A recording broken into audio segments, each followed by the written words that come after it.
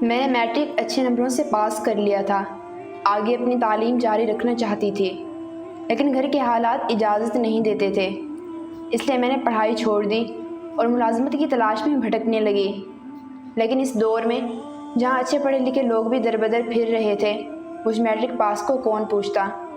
ایک دن اخبار میں نے اشتہار دیکھا جو یتیم خانے والوں نے دیا تھا۔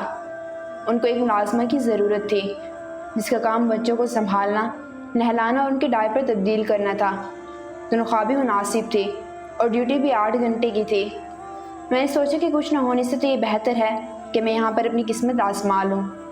اگلی صبح میں تیار ہوئی اور ان کے بتائے ہوئے ایڈریس پر پہنچ گئی۔ انٹرویو کے بعد انہوں نے مجھے ملازمت دینے کی حامی بھر لی اور اگلے دن سے کام پر بلا لیا۔ یتیم خانے والوں کو ملازمت کی انتہائی ضرورت تھی۔ اگلے دن سے میں کام پر جانا شروع ہو گئی۔ چھوٹے بچوں کو سنبھالتے اور ان کے کام کرتے کرتے وقت گزرنے کا پتہ ہی نہیں چلتا تھا۔ تھوڑے دن گزرے تو میں نے ایک بات نوٹ کرنا شروع کی کہ عام طور پر جب کسی بچے کو بھوک لگتی یا اس کا ڈائپر تبدیل کرنا ہوتا ہے تو وہ رونا شروع کر دیتے ہیں، اور جب تک ان کی ضرورت پوری نہ ہو جائے وہ خاموش ہی نہیں ہوتے۔ لیکن یہاں کا معاملہ بالکل مختلف تھا۔ جب کسی بچے کا ڈائپر بدلنے کا وقت ہوتا تو وہ بچہ بالکل خاموش لیٹا رہتا، اور جب بچے کو کھانے کی طلب ہوتی تو بھی وہ رونے کے بجائے خاموش رہتے۔ یہ بات میرے لیے بالکل نئی و حیران کن تھی۔ میں نے یتیم خانے کے انچارج سے اس کی وجہ پوچھی تو اس نے مجھے بتایا کہ اسے عادت ڈالنے کی بات ہوتی ہے۔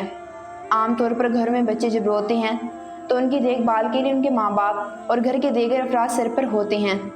بچے کو روتا دیکھ کر سب بھاگے آتے ہیں اور اس کی ضرورت پوری کرتے ہیں، تو بچے کو معلوم ہو جاتا ہے کہ رونے سے اس کی ہر بات مان لی جائے گی، اس لیے وہ بچے چھوٹی چھوٹی ضرورتوں پر رونا شروع کر دیتے ہیں۔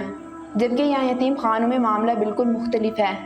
یہاں پر شروع میں جب بچے روتے ہیں تو عملہ کم ہونے کی وجہ سے بچوں پر توجہ نہیں دی جاتی، اور نہ گھر والا ماحول ہوتا ہے کہ رونے پر ان کو ماں سنبھالے، اس لیے بچے رو رو کر خود ہی چپ ہو جاتے ہیں، اور ایک وقت آتا ہے کہ وہ رونا ہی بند کر دیتے ہیں کیونکہ ان کے رونے سے کوئی فائدہ نہیں ہوتا۔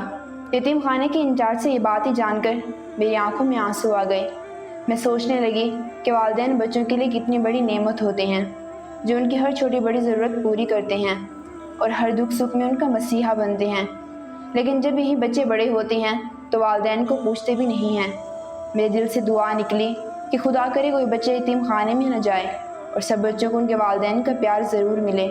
اس دن کے بعد میں نے بچوں کو زیادہ محبت اور نگرانی سے سنبھالنا شروع کر دیا۔